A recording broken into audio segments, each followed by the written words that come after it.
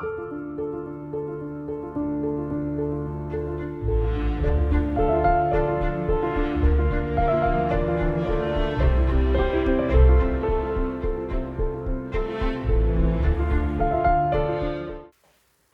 esta reflexión como respuesta al comentario de una suscriptora del canal. Es un tema que causa mucha confusión e inquietud en las personas que empiezan a leer y a estudiar la Biblia, y a no pocos creyentes. ¿Todo lo que dice la Biblia es verdad? Cuando un teólogo, un biblista experto o un profesor nos dice que la Biblia cuenta muchas cosas que no son verdad o que son cuentos, metáforas, fábulas, ¿qué hemos de creer? ¿Es falso entonces? ¿Cómo puede la palabra de Dios contener mentiras? Y esto es motivo de escándalo y confusión. Vayamos por partes. En primer lugar, historia versus experiencia. Ya expliqué que para leer la Biblia hay que meterse en la mentalidad propia del mundo antiguo.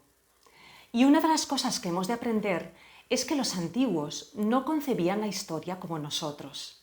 Para nosotros, hoy, la historia son fechas, datos y personajes, hechos concretos, reales, que han sido registrados en alguna crónica, en algún libro de historia, y que podemos comprobar con la investigación y con la arqueología. Esta idea de que la historia es algo científicamente comprobable es moderna y muy racional y propia de Occidente, y está bien, pero no es la única visión ni la que tenían los antiguos. Para los antiguos, y en especial para el pueblo de Israel, la historia era una experiencia.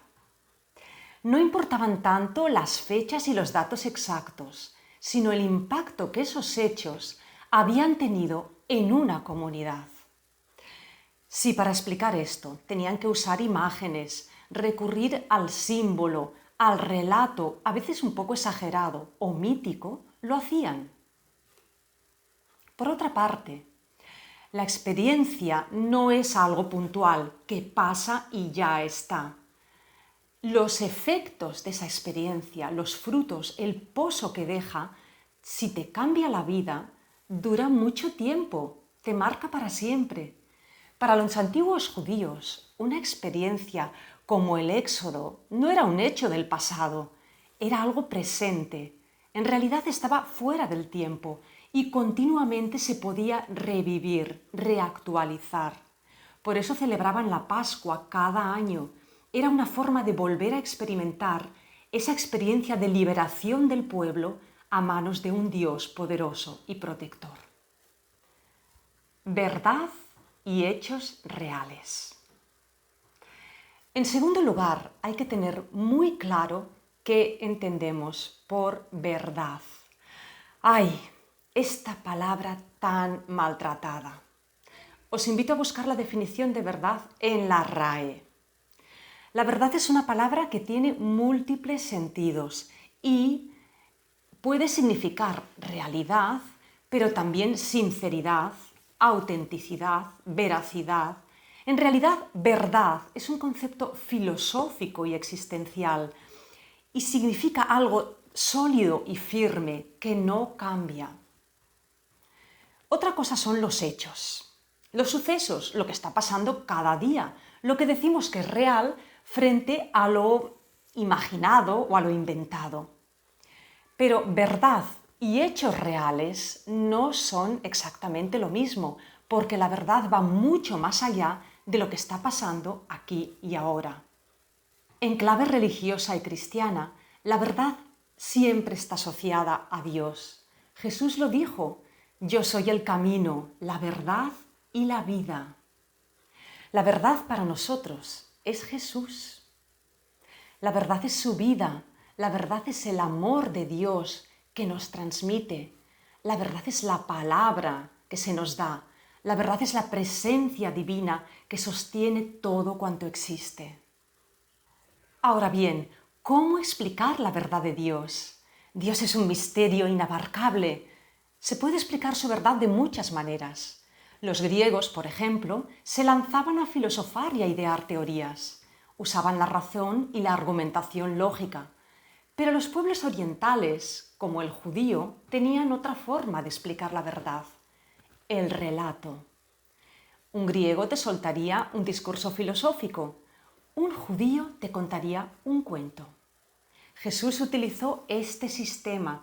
Cuando quería hablar a la gente del reino de Dios, les contó muchas parábolas. La parábola. Una parábola es un cuento. Lo que explica no es un hecho real, aunque podría serlo, pero lo que transmite en realidad es una verdad. Una parábola es como una almendra. El relato es la cáscara, la verdad que contiene es el fruto. Y esa verdad es innegable, está ahí para ser descubierta detrás del relato. Por ejemplo, en la parábola del sembrador, ¿qué es la cáscara? Es la historia de un hombre, un labrador que va esparciendo sus semillas, una típica escena del mundo rural. Pero ¿qué es la almendra, la verdad que hay dentro? La semilla es la palabra de Dios. Y la manera en que la gente la recibe son esas semillas caídas en el camino, sobre roca, entre zarzas o en tierra buena. Los que escuchaban el relato, si tenían la mente un poco avispada y despierta, podían de inmediato establecer una comparación. Otro ejemplo, la parábola del hijo pródigo. Aquel padre y aquellos dos hermanos nunca existieron en la realidad, pero Jesús contó esta historia para mostrar a la gente cómo es Dios, un Padre bueno, y cómo somos los humanos. Podemos actuar como uno u otro hermano. Esta historia la inventó Jesús, pero la verdad que transmite es innegable y nunca cambia. Dios es así como el Padre de esta parábola. Siempre ama, siempre espera, siempre perdona y quiere acoger a todos sus hijos, los que están cerca y los que se alejan. En su casa hay lugar para todos. Una parábola es un cuento que parte de la vida real, se inspira en el mundo cotidiano, el que todos conocemos.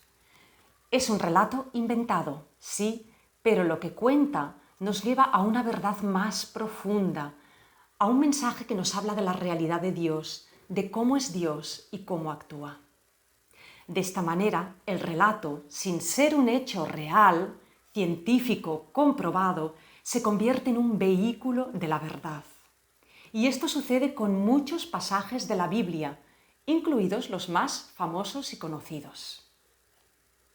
Veamos algunos relatos. Te invito a reflexionar sobre estos pasajes bíblicos y a que investigues un poco sobre ellos. Dios crea el mundo en 7 días. El diluvio universal. La Torre de Babel. Las 10 plagas de Egipto. Ante estos relatos podemos preguntarnos: ¿qué dice el relato? ¿Cuál es la historia literal? ¿En qué mito o leyendas está inspirado este relato? ¿Qué trasfondo histórico hay en él? ¿Cuál es la verdad que nos quiere transmitir? Si os interesan estos temas, los iré comentando en próximos vídeos. Dejádmelo en los comentarios y estaré encantada de responderos. Gracias por seguir este canal y hasta muy pronto.